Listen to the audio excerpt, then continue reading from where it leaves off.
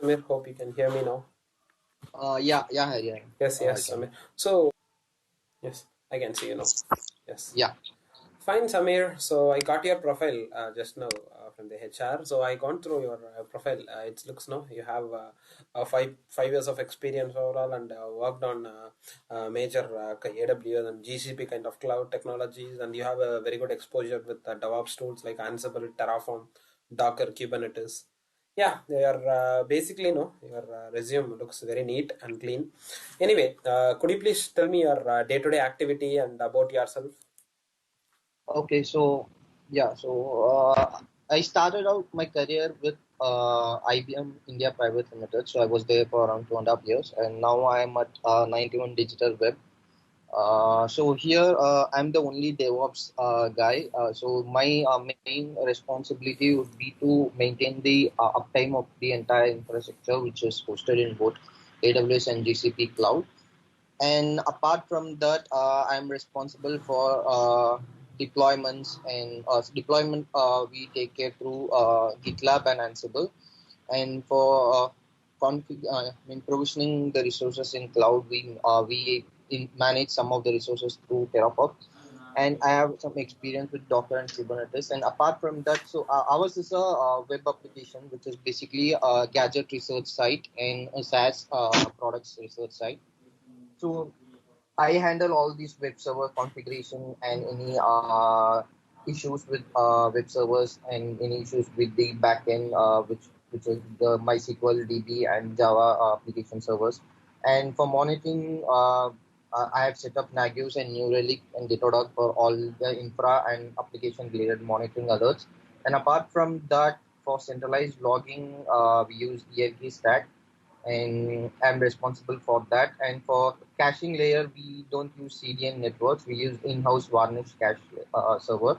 So that's in-house and again maintained by us. And I could say that my job role is not static here. It changes from day-to-day requirement. And I'm also responsible for MySQL database administration and anything related to server and Linux admin work. I'll be doing it. So any issues, I'll be the first point of contact to look into it. So that would be my overall day-to-day activity. Fine, fine. That's really good to working with multiple platform, right? It's another great exposure. You can gain across every technology's knowledge. It's rare to get such a work job. Anyway, fine. However, so this role, right? We all know that this is dedicatively for AWS and DevOps. So what we can do now, we'll start on with the AWS questions. We'll review knowledge. After that, no, we'll jump into DevOps and let's see. Fine, Amir. So, could you tell me what are the services you have very good knowledge with the AWS?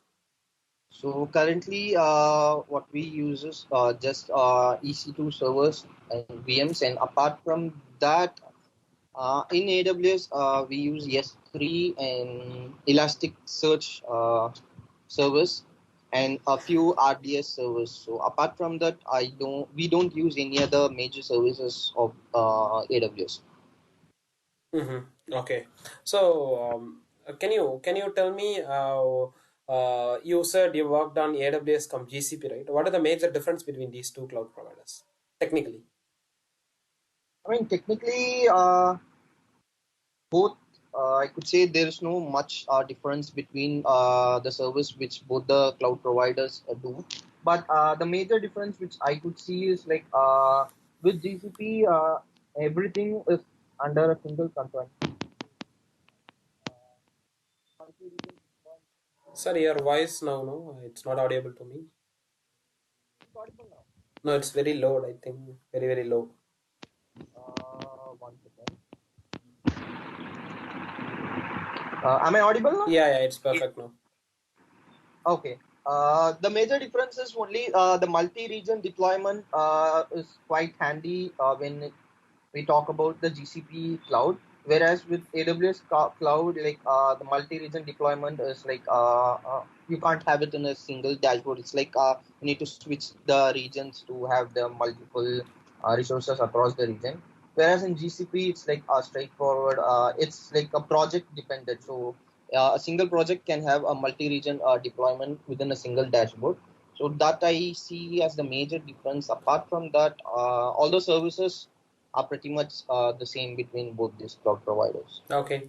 Say for an example, in our client environment, right? They are using multi-cloud, as you said, AWS and GCP. I wanted to establish the communication, private communication between GCP to AWS. So, what is the recommended and easiest way you can suggest? VPC peering could be the one thing to do between these two cloud networks to have a private communication between both. Do you really think VPC pairing is pretty much enough to communicate two different cloud providers? Uh, Once again, I think so. VPC peering. So both the applications are like non does not communicate to each other. So entirely different application, but for communicating between multiple accounts and multiple regions in AWS, we do VPC peering. And communicating between these two, I think the VPN gateway, some services there with GCP and AWS, I think. So we need to configure that to have a private network communication between both. Okay. Okay. So could you please tell me how the encryption works and what type of encryption available with the AWS, which is the most secure encryption method and algorithm which has been there with AWS? I mean, when it comes to encryption, I guess EAS is the most secure encryption which they use, I guess. But we pretty much, we don't use this encryption because we don't maintain any data in S3 buckets or the GCP cloud buckets. We just have the configuration data in GCP cloud. I guess EAS is the encryption method which they use, I guess. Okay. So could you tell me, my AWS customer, right? They need some customized requirement. They wanted to create one IAM customized policy. Okay. So in that case, see, they want to the user, right? He have to access only S3 and EC2. Okay, very limited permission. All right. So for that, you have to generate a custom IAM policy for the user. So what are the best way you can suggest where I can get the policies? We can create a IAM user and then attach the policies directly, or else we can add policies which are related to only S3 and EC2. And with that also we can fine tune only read or maybe write permissions both and attach it to the user. We can Okay. attach the policies directly, or maybe we can create a group and then attach it to a user. Okay. So in that case, right, could you explain any of the policy? What are the major component comes when you take any AWS IAM policy, right? What are the components should be there in specific IAM policy? The major components in the sense, The structure of IAM policy, the structure of the policy. What are the component coming to the picture when you take any policy? okay, the structure is like allow rule, and for which service we need to allow, and from which allow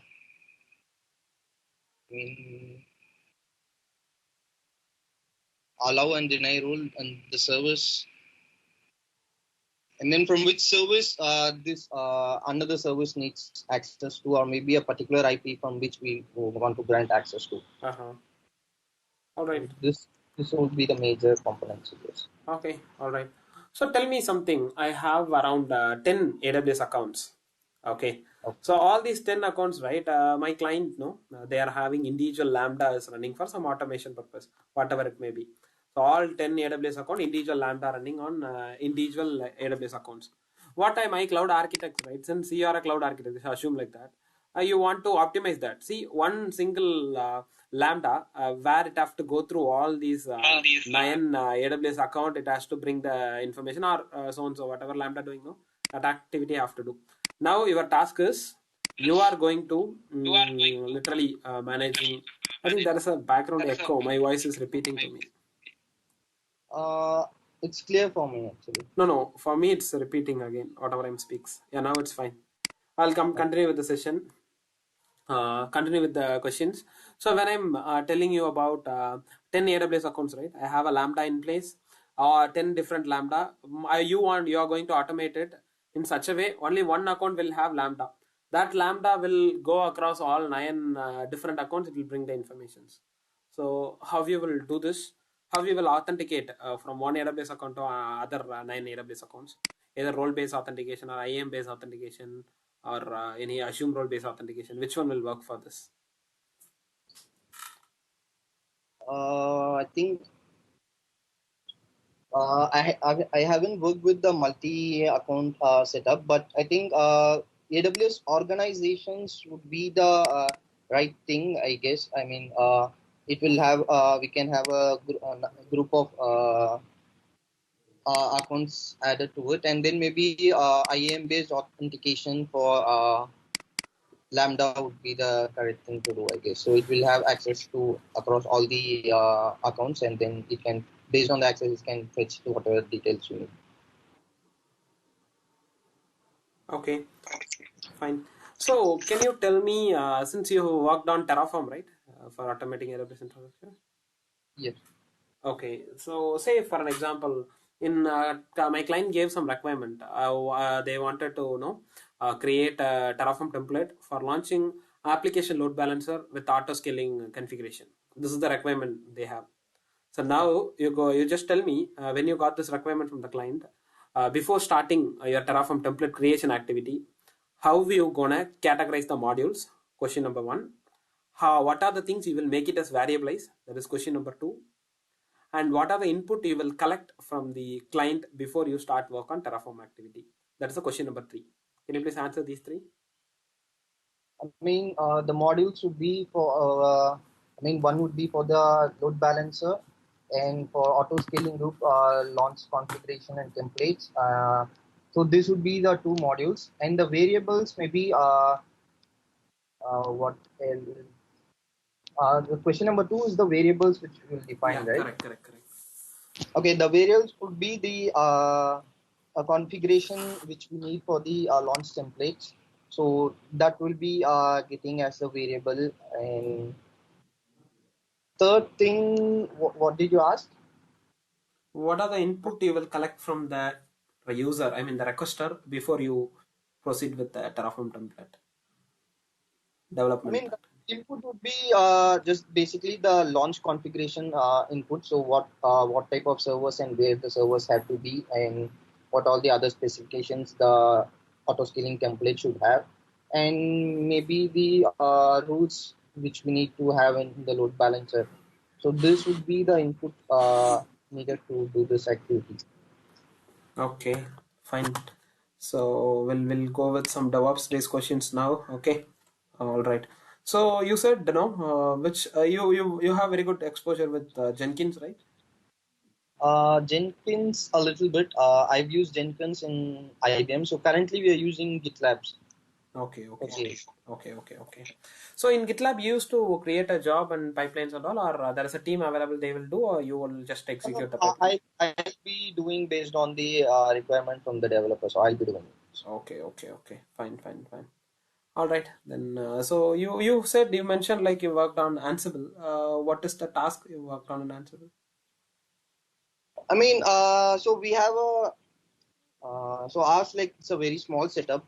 So we have a, cloud application in GCP. So where for the deployment we use Ansible scripts. So we have an auto scaling setup for API and the front end web servers. So the servers will be constantly changing, and for deployment, so we can't directly embed the IP address of all the servers. So we use Ansible playbook. So we have a custom playbook written for both these deployments, and for deployment we use Ansible playbook.